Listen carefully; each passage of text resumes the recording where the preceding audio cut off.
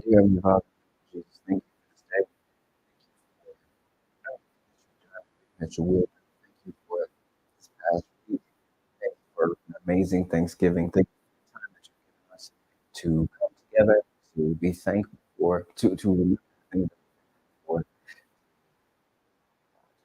we thank you for another year, God, and again, another 365 days. And so, Lord, thank you for getting me this far. Thank you for everything that is to come, everything that has happened, every lesson learned. And you put that and everything and Lord, I thank you for this opportunity right now. I pray that you think through me, speak through me. I pray that everything that comes out, I pray out of my mouth today in this episode, I pray that it's fruitful. I pray that it helps somebody else. I pray that the person who needs to hear this present in this video, on this podcast, on this episode, I pray they get exactly what you need to hear. Lord, I pray this in Jesus' name. Ladies and gentlemen and ladies, this is another episode of King's Journal, and as usual, it's Martell. So today, first off, I'm not. Let's jump into it. So last week was Thanksgiving and my birthday. I'm gonna cover. I'm gonna talk about some things that happened on those particular days. But before that, I want to just talk about what happened to while I was in Indiana. So like my friends, we do this thing. We started doing this thing last year. It's called a Friendsgiving. You probably have heard of it. Friendsgiving is a thing you do around Thanksgiving time, but you typically don't do it on Thanksgiving Day. 'Cause Thanksgiving Day, you set that for your family, and the Friendsgiving is specifically for the friends. You get together. You guys might still make food, or you might get food. Us. We went to a restaurant. Last year, we all brought food. Like we went to our favorite places to eat from, and then we just got a bunch of food from those places and brought it together, and we called it Thanksgiving. Absolutely amazing. The food was wonderful. I brought just a bunch of Chick-fil-A. This year, we did things a little bit different. And so the date was a little wonky, my particular friend group, but we did settle on a day, and it was the 20th. It was a Friday. It wasn't this past Friday, but it was the Friday before that. And so I drove Michigan to Indiana. It's 4.5 hours to get there.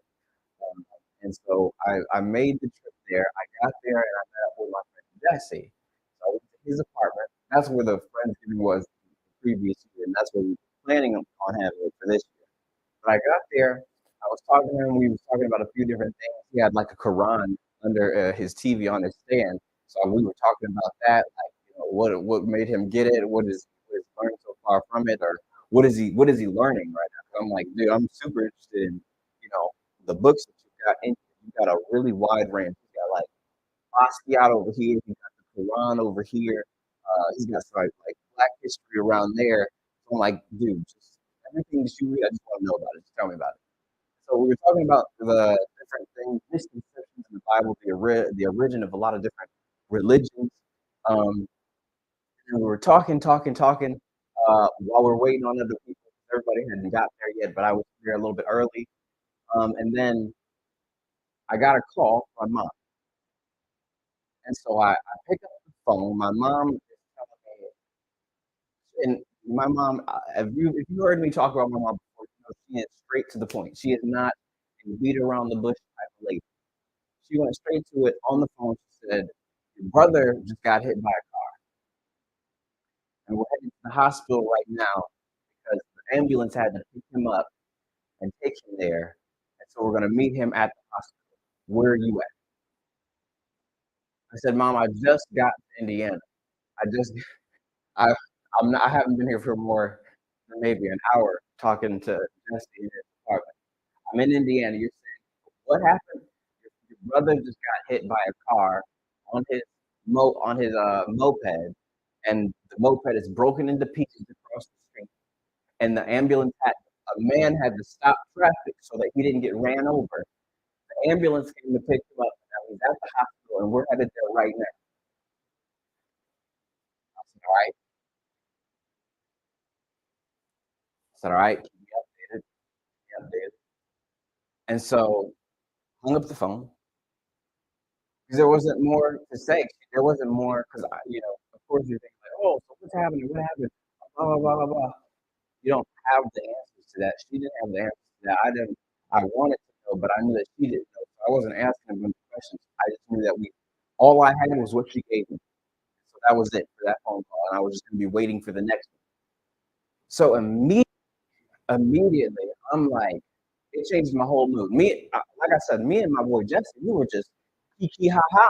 Like we were talking about all sorts of different things, just breaking down uh, just the funniest things in terms of like what people believe, but not knowing the history of. And we were talking about the Jeffrey Dahmer series and how they made a whole new, they're getting a whole new season of it. We're talking about all kinds of different stuff.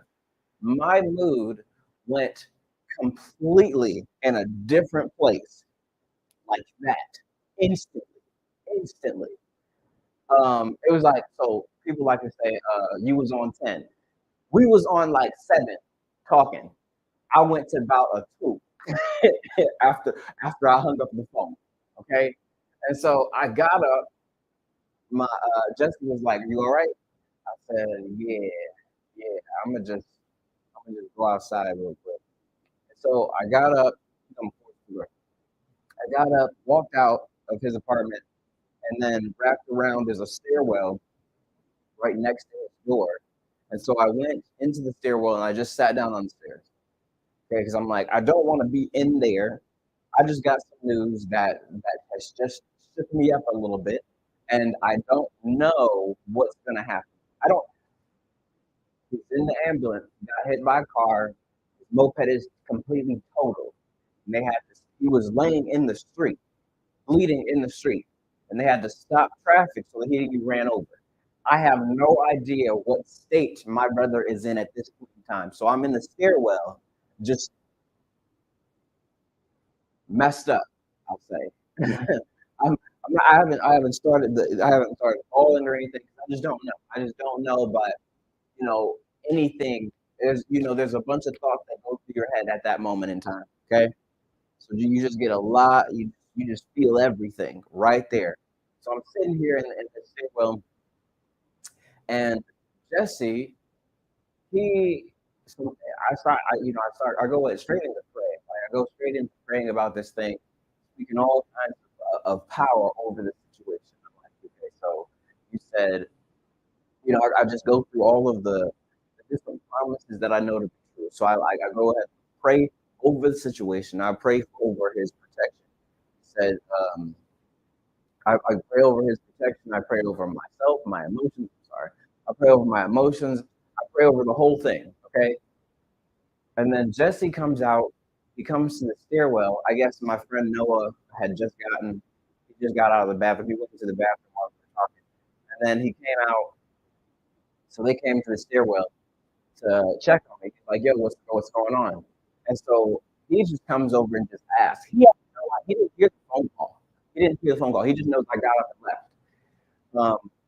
And so he asked me, what's going on? And I said, I told him, like, my brother just got hit by a car, and I don't know what's happening. That's all I could say at that point in time. Then that's when the flow started. Okay, that's when it was at that point it was spoken out loud, so it's real. You know about it too. And so I'm just there. He's like, he's got his arm around me. He's like, yo, it's gonna be all right. Uh, whatever you need to do, whatever you need, we got you. I know you just got here, so it's no big deal. We here for you. We are here for you. That's it. We're here for you. Whatever you need, we're here for you. And so but he says like, come on back into the apartment. Though. Let's get out of the stairwell. Let's get into the apartment. So I walk back into the apartment, and I'm just on the couch, like palms on the face, just really stuck. Just generally just stuck because I don't know what to do. I gotta wait for a response. I gotta wait to find out the state of my brother. And so, they're there, they're talking to me, and my friend Jesse and Noah, they're like, okay, so Do you need a minute? Do you want to? Because it's a one-bedroom apartment. You're in the place and you're with everybody. So he's like, if you need a minute, we can head out, go downstairs. Another one of our friends was just got there. They're downstairs at the restaurant downstairs. They're there with their family because their family was having an event too. So they're there. We can go down there and give you a second if that's all right with you. Like if that's what you want. I said, yes, please. That would be great. And so they go downstairs. I get another update after, maybe 10 minutes after that. And it's like, okay, he's breathing. He's breathing. We've made contact. He's breathing. He's just banged up right now. Um, they're checking, they're doing scans and everything, and we're trying to figure out exactly what happened or if anything's broken. They said no bones are broken at this point in time, but they're checking everything else. They're checking all of the other vitals on him. I said, okay, cool. So he's breathing, he's conscious, his bones are not broken, he's alive. Cool. Now, me, I'm not a person who's going to hold on to stress. I'm not a person who's going to just be stuck in what could have happened. When she told me that he's breathing, he all right, his bones ain't broken. I'm like, okay, great. I can get up now. I can function because at that with those things right there, I know that he's gonna continue on. I'm gonna see him when I get back. That's what I know at the moment because I don't know what's going on in his brain. So that's the next thing that I have to figure out, or that's the next thing I have to wait on. But I have enough to keep moving. So I go meet up with my friends, and it's just nothing but a good time. Everybody's checking up on me to figure out, what's the status of my brother. How am I feeling? How can we make this thing work for you? And I just thought it was amazing because even after the Friendsgiving, the next day they were sending me text messages trying to figure out how my brother was doing. These people who are friends with me, not related to my brother, are asking me about my brother out of concern for me and him. These are my friends. And this is what I wanted to talk about today on this episode is a few different characteristics, two specific characteristics of a true friend. Because I believe that I've got some. I believe I got a few, and if you don't have any, um, I think you should go get some. Black Friday just passed. You might be able to go pick up some from the store. I don't know if they're on sale or not anymore. It's Sunday now. Cyber Monday is coming up. Just go get you some if you ain't got any. And I'm also give you these two characteristics so you can evaluate if the people that you call friends are your friends. Word to word to the young folk out there who don't know. And hey, actually, I should stop saying that because that's also a word to some of the older folk who just kiki ha ha with just anybody. So here we go.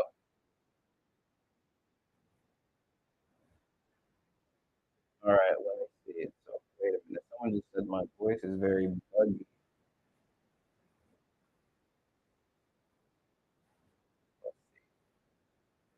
So I want to go through what is a friend. So when I looked in the Bible for the word friend, I saw that in Hebrew it's the word "rea," which means friend, companion, fellow, or another person. And when you look up the word friend, because after you find out the Hebrew word for it, then you want to take that word and then you want to look in an accurate dictionary definition for it, because then you know that it translates to the English version of that word. That's complicated. Maybe we'll do a word study breakdown or something in the future. But that's pretty much what you got to do. You also look for the first mention of the word. But after all that, I found a person whom one knows and with whom one has a bond of mutual affection, typically exclusive of sexual or family relations. Key two words: mutual affection, meaning that this is a person that you are fond of and they are fond of you. Okay. We're not talking about you're fond of this person, but they don't really talk to you. They don't really help you in any sort of way. They don't have really any concern for you. But you're friends with in your mind. You're friends with them, but they don't. It's not mutual. That's not your friend. So I mean, actually, here we got three characteristics. That's the first one. That if it's not mutual, they ain't your friend. But that's the definition. Okay, and the point number one, a true friend is somebody that's gonna lift you up. And you can look up every word that I'm saying because I'm very particular about the words that I use. I didn't use a real friend. I used a true friend for specific reasons you find out in a minute.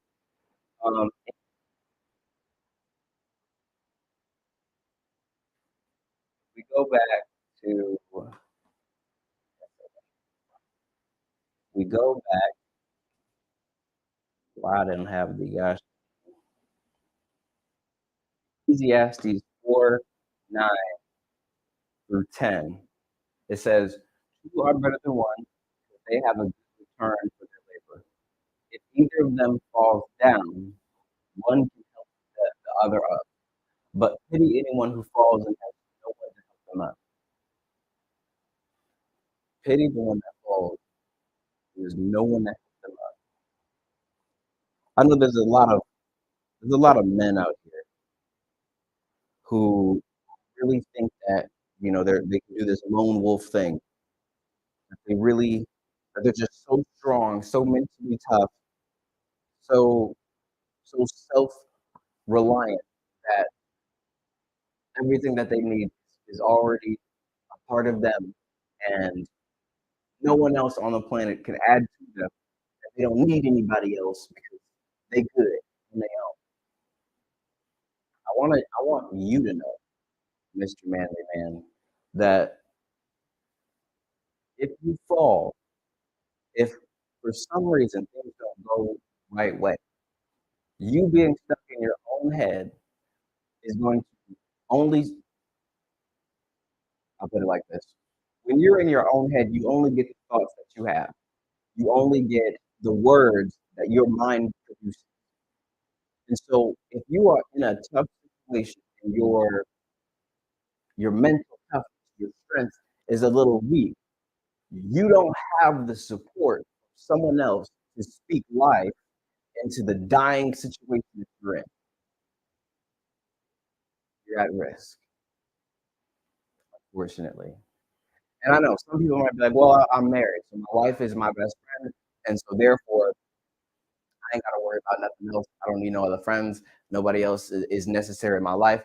Hey, that might be good. That might be great for you. But I know a lot of people who they're in a relationship with someone else, but that someone else that they're with isn't in the word more than them, isn't in the word as much as them. And so the person is pretty much just leading in everything. So if you go down, then everything else that you're supporting goes down with you. So if you come in upset, that person is upset. You're sad, that person is sad. If you're speaking negatively about the situation, then they are also speaking and thinking negatively about the situation. I'm not going to go into all the details about a woman and a man, but one of the characters takes things in and then produces. So if all you're giving is doubt, is fear, is worry, then what do you think is going to come back? I don't know why I got there, but we'll keep going. So like, and back in that situation, going back to the situation with my brother, where I didn't know what was going on. I was down. I was really down, and I think about how it would have been if I was by myself. If it was just me alone, if say I was still driving, say I was still on the way there,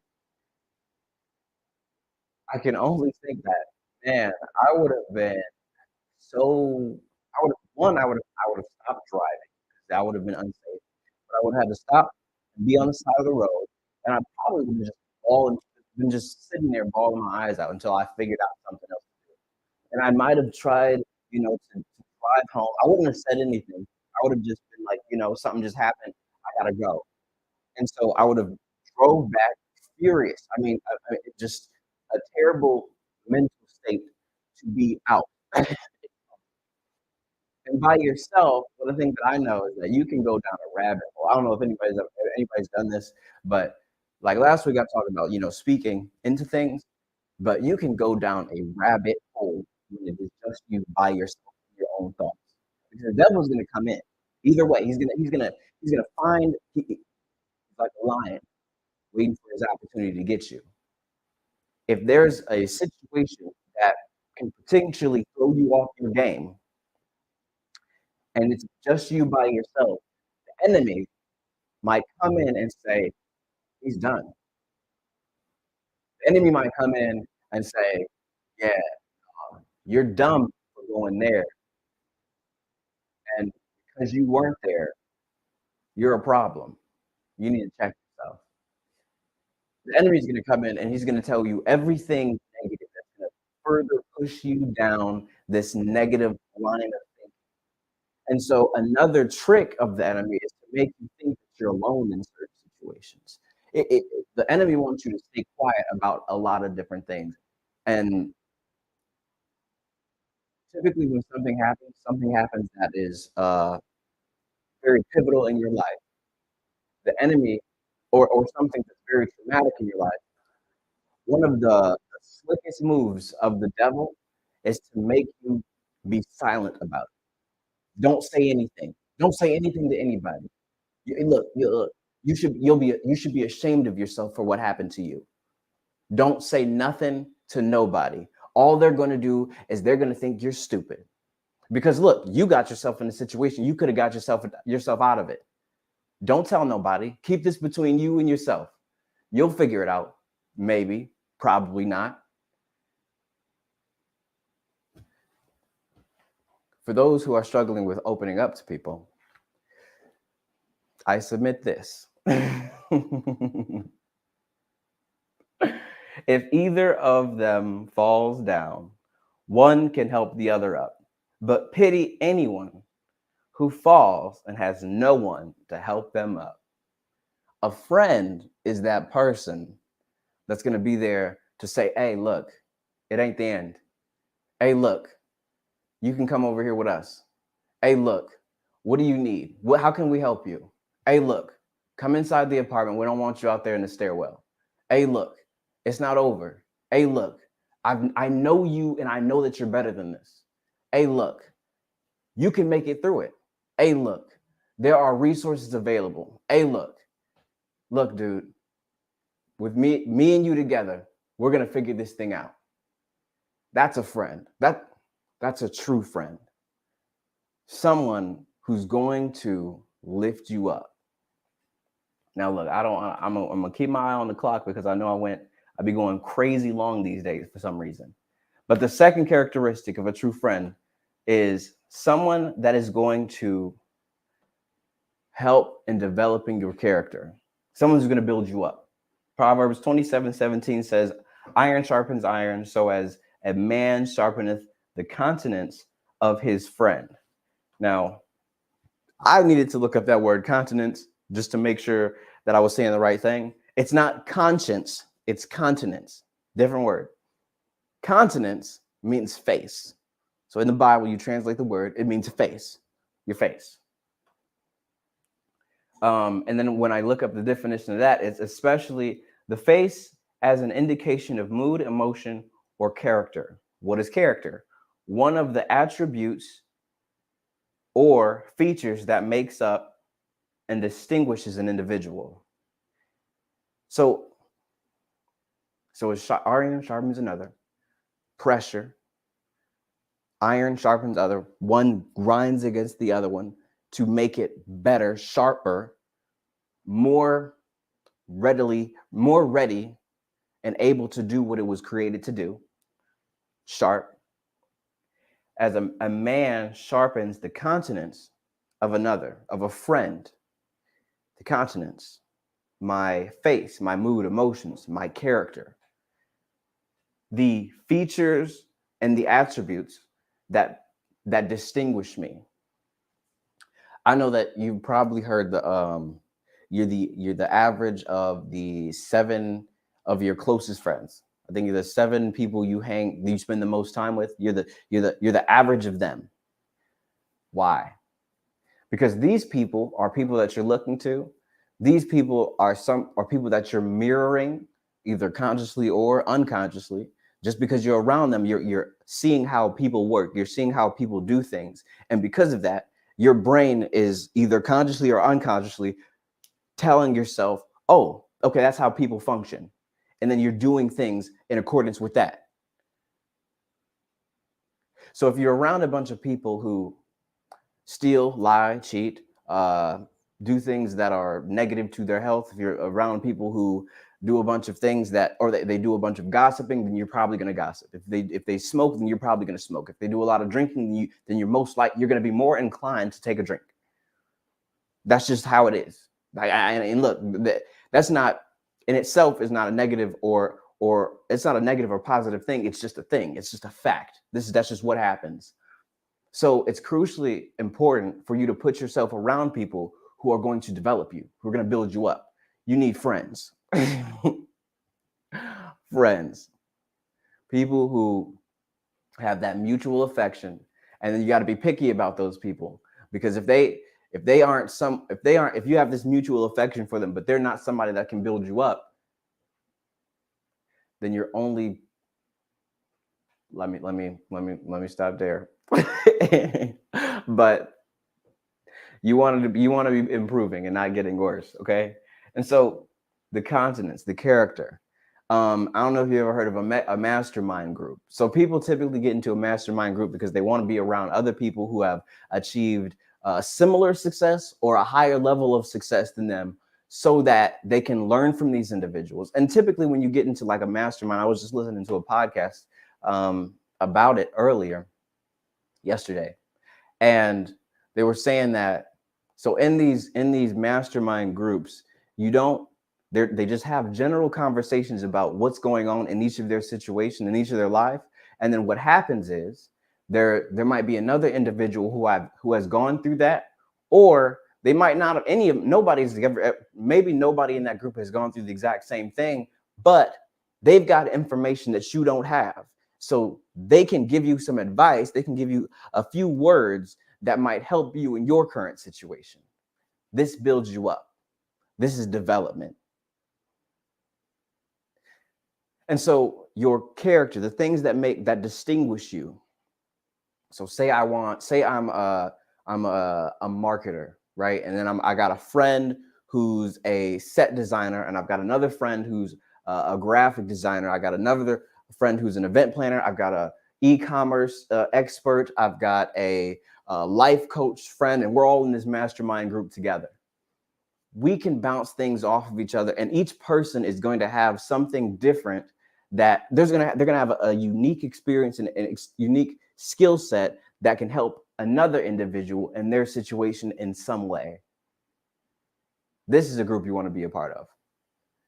High achieving individuals who are doing things and have built themselves up and have been built up over time to a level where they're keenly developed and able to share their information, and that are able to help you. And you also add value to this group because you've got something that they don't have. You've got experiences that they don't have.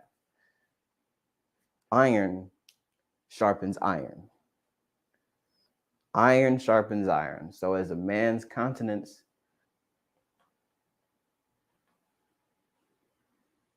so a man sharpeneth the countenance of his friend. You want to be somebody that can sharpen somebody else. So it looks like I'm at my time. My goodness, I feel like I got here so quick. But we're going to continue this. I want to keep talking about what a friend is. But to wrap this whole thing up, 2 things we talked about. A friend is there to lift you up, and a friend is there to help you. A friend is there to develop you and your character. A friend lifts you up. When you're down, phone a friend. Don't be afraid to phone a friend. And also, don't withhold all of the information. If you do need help, and you've gone through everything on your own, and you notice that your thought patterns are only pushing you into a negative direction, get rid of the pride, get rid of the ego, and open yourself up enough to let someone help you. Because those few words, they might not have all of the answers for you, but those few words of encouragement from a good place, or those few words of correction from a good place, could be just what you need to keep going for long enough so that you can find the answer. That's a friend.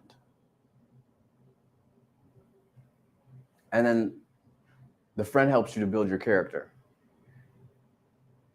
It's very important for me to make sure that I'm not around anybody who can't develop me, who's only going to make me move in a negative direction, who's only going to take me away from my goals, or who's only going to make me stagnant at the place that I'm at. Now, there's nothing wrong with someone, you might have a friend who's way younger than you, doesn't do as much as you, or whatever. They just aren't at a certain place, but they could still be helping you to develop, because they might have some thoughts and ideas. They might have a work ethic. They might have character that could rub off onto you, that could help you to be better. So I'm not saying, just because someone hasn't done certain things that they can't add to you.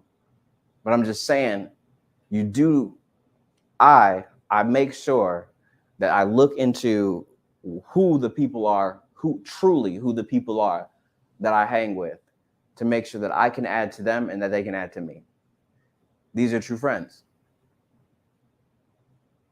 So, ladies and gentlemen, this has been episode number 13, I believe. Yep, 13 of the AKingsJournal podcast. And I hope I added something to you. I hope that I can be considered a friend to you. Have a fantastic week, and I hope to see you next week. Don't forget to subscribe to the channel. Thank you for tuning in. Peace.